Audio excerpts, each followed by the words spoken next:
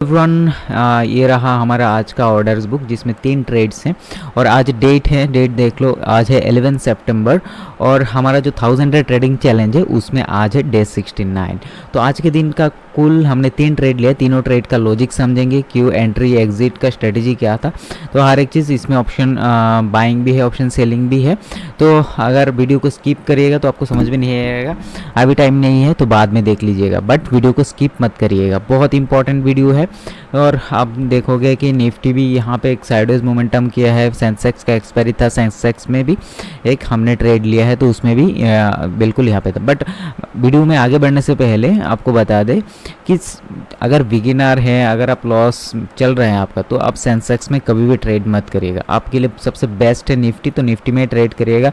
आज हमने सेंसेक्स में जो ट्रेड किया था वो पूरा दिन, वो टाइम दे के भी कुछ हासिल नहीं हुआ है, बट एक ही जगह पे मार्केट घूमता रहा। बट वॉलेटिलिटी बहुत ज़्यादा है, उसमें 100 पॉइंट तो ऐसे ही मूव कर जाता है। तो अब मेरा रिक्वेस्ट यही रहेगा कि सेंसेक्स में आप ट्रेड मत करिएगा, बिल्कुल भी नहीं करिएगा, सिर्फ निफ्टी में ही ट्रेड करिएगा, ठीक है।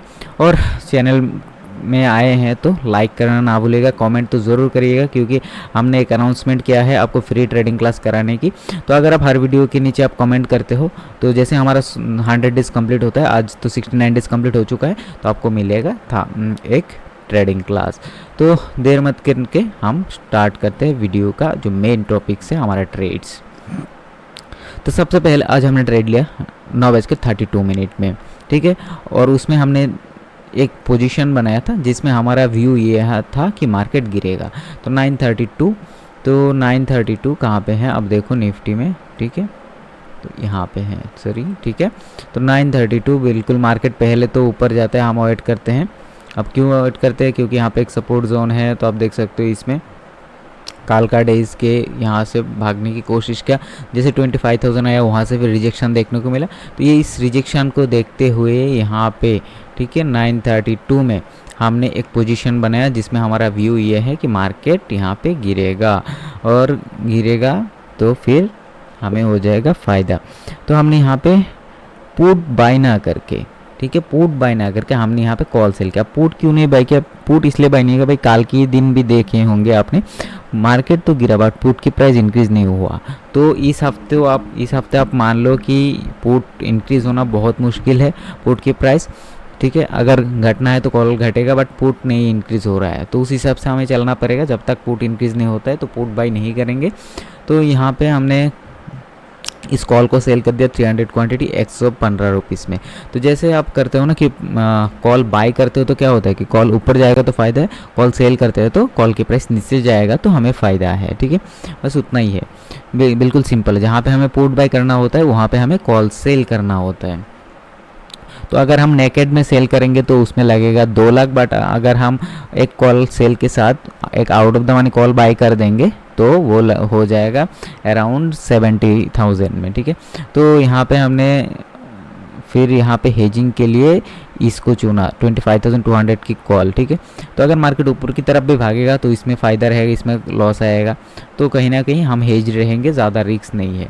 तो वही समझ के हमने इस पोजीशन को बनाया। फिर 10:10 में हम इस ट्रेड को एग्जिट किया। जो हमारा मेन पोजीशन है 25,000 का कॉल जो 115 में था वो आ गया था 101 में, यानी यहाँ पे हमें लगभग 11 पॉइंट का फ़ायदा है और उसमें हमें लगभग 6 पॉइंट का घाटा है। तो नेट आप देखोगे हमें 7 पॉइंट का ही फ़ायदा है यहाँ पे। तो वो लेके हम एग्ज़िट हो गए। लगभग यहाँ पे हमें 2000 समथिंग का प्रॉफिट था। अब वहाँ पे एग्ज़िट होने का रीज़न क्या था, यहाँ पे टाइम देख लो आप, 10:10। तो लगभग 10:10 यहाँ पे था, ठीक है। तो यहाँ पे हमारा मेन सपोर्ट था, आप देखो, ठीक है। तो लगभग यहाँ पे हम सपोर्ट में आ चुके थे, क्योंकि तो उसके आगे हमें नहीं लेना है। उसके आगे अगर मार्केट गिरता है तो बाद में हम देख लेते, वैसे भी पुट का प्राइस भी इंक्रीज़ नहीं हो रहा था। तो यहाँ पे हमें एग्जिट करना ज़्यादा बेहतर, क्योंकि हम सपोर्ट जोन में थे। तो जैसे सपोर्ट जोन में आया हम इस ट्रेड से एग्जिट हो गया।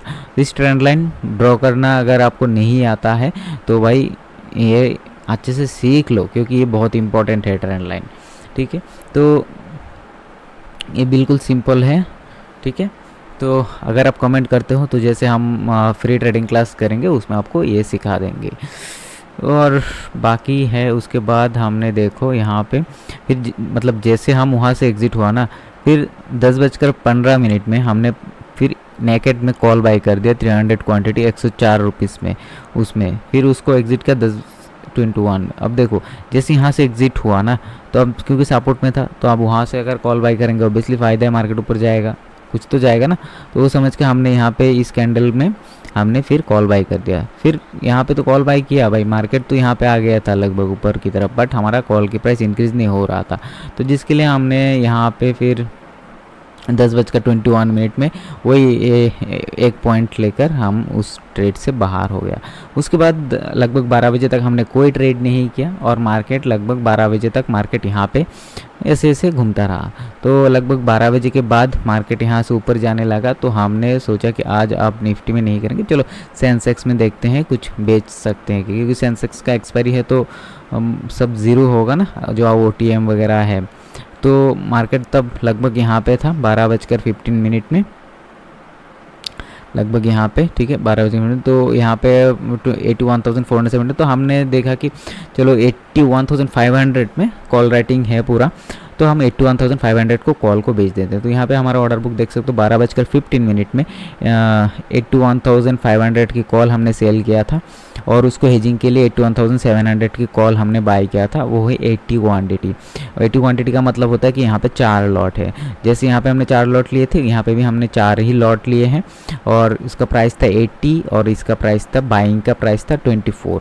तो लगभग हम इस पोजीशन को क्लोज़ नहीं किया है, तो लगभग ये अपने आप सेटलमेंट हो जाएगा, क्योंकि ये लास्ट है। ये देखो, तो फाइनली हमारा जो कुल प्रॉफिट है वो है 3,227। तो ये देखो हमने जो 81,700 की कॉल बाई किया था वो हो गया है 0, और 80 में जिसको हमने सेल किया था वो हो गया 48, यानी जो सेल किया था उससे हमें हमारा प्रॉफिट आ गया 2,524, और जो हमने कॉल बाई किया था उसमें लॉस आ गया 2,000 का। तो नेट यहाँ पे हमें 500 का प्रॉफिट है, बट अगर मार्केट लगभग 81,500 में क्लोज करता तो ये 48 भी माइनस हो जाता 0, तो यहाँ पे लगभग और हमें 48 पॉइंट का फ़ायदा होता, तो 48 इंटू 80 लगभग यहाँ पे आप और 3,500 मान लो आ जाता, ठीक है। तो क्योंकि मार्केट यहाँ पे देखोगे तो 532, तो लगभग अगर ये 500 में क्लोज कर देता, नीचे 500 के नीचे अगर क्लोज कर देता, ये एग्जैक्टली 500 में भी अगर क्लोज करता तो उसका प्राइस 0 हो जाता, तो हमें और प्रॉफिट आ जाता, तो वो नहीं हुआ है। सेंसेक्स का क्लोजिंग 532 में आया है, ठीक है। तो जो कॉल राइटिंग था उसके ऊपर आया है थोड़ा सा, तो कोई इशू नहीं, हमें यहाँ पे छोटा एक प्रॉफिट आया है।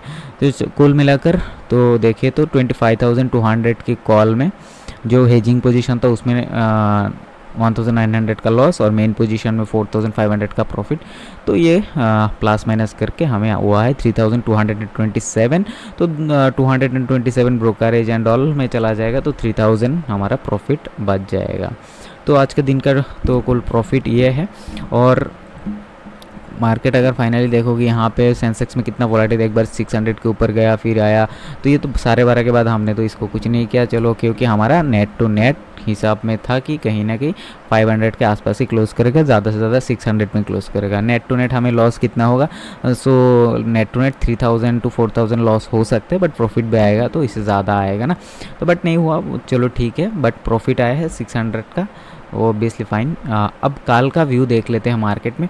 अब देखो काल सेंसेक्स को छोड़ो, क्योंकि हमें सेंसेक्स में ट्रेड नहीं करना है, अगर देखना है निफ्टी में, तो अभी देखो निफ्टी में क्या हुआ, ठीक है। अब निफ्टी देखो 25 काल से देखो, काल से 25,000 के आसपास घूम रहा है, तो जब तक ये 25,000 के आसपास है, कहीं ना कहीं 25,000 में देखो पुट राइटिंग तो है, तो 25,000 के नीचे शायद एक्सपायरी नहीं होगा, तो और कॉल का प्राइस भी इंक्रीज़ नहीं हो रहा है और पुट का प्राइस डिक्रीज़ हो रहा है, तो इसका मतलब कि और प्राइस बिल्कुल भी प्रीमियम बढ़ नहीं रहा है, तो इसका मतलब कहीं ना कहीं मार्केट साइडवेज काल भी जा सकते हैं, कहीं ना कहीं 50 पॉइंट के अंदर ही घूम सकते हैं।